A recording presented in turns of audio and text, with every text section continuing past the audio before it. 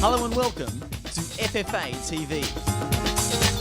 Launching later this month, FFA TV will be your online portal to all that's happening in Australian football, and from May 29th, we'll take you inside our FIFA World Cup campaign with exclusive access to our experience of the biggest events in world sport. Today, Ange Postecoglou reveals his initial 30-man squad for the FIFA World Cup, but look forward to daily news, historical accounts, and behind-the-scenes insights from within the Socceroos camp.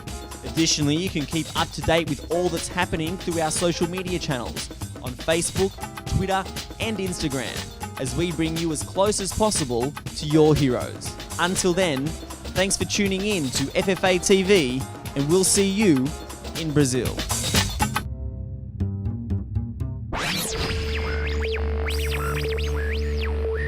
Ange, thank you very much for spending some time with us. Good to be here, mate. As we now reveal your initial 30-man squad for the World Cup, talk us through your process of selecting it. Obviously, fairly extensive process. Pretty much from around Christmas time onwards, we've been trying to monitor as many players as we possibly can. That's been a challenging exercise with obviously all our players playing in all parts of the world in different stages.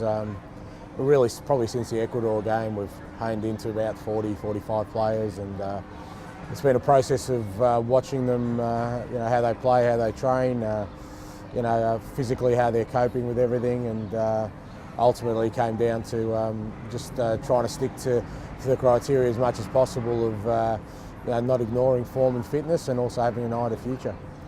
And some new faces in respect to your tenure with the Socceroos. Tell us about Bailey Wright. Yeah, Bailey, look, he's been on our radar probably again since Christmas time. We were going to have a look at him against Ecuador, but there was a couple of others we wanted to have a look at before, and I guess he's one. He's a fantastic year at Preston North End, and they're still involved in the playoffs, obviously. And as a young centre half, he's certainly one we want to have a look at some point. And I guess, as I said, he's had a very good season, and going with form and fitness, he's one that we wanted to give an opportunity.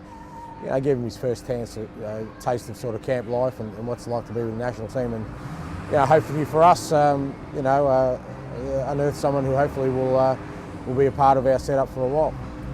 And I imagine would be quite a difficult task to omit some of those players who were close to the 30. Talk us through how difficult that was to say to a few players who were there or thereabouts that they weren't going to be a part of it.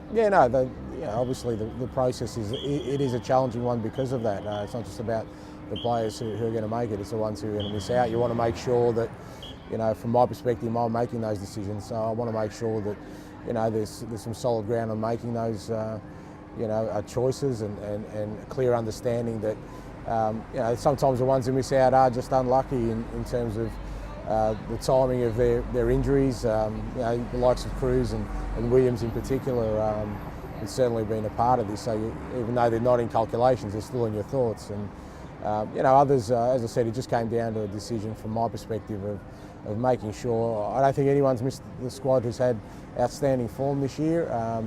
And from my perspective, there's also the element of looking for the future and the change we were after. So, some of the players who missed out because of those reasons.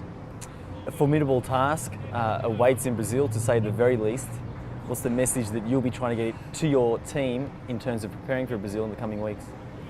Yeah, look, a massive challenge, but a massive opportunity there too, for us to really lay some solid foundations moving forward. We are going to take a young group across. For the most part, the majority of them, this will be their first World Cup, and they're facing the best in the world. So I guess, from my perspective, there's an enormous opportunity there, because coming out of this World Cup, after having faced the best, there'll be no excuses for us not being able to continually progress beyond there. There should be no barriers for us. So, formidable challenge, and I'm sure we're going to have some major obstacles on that road, but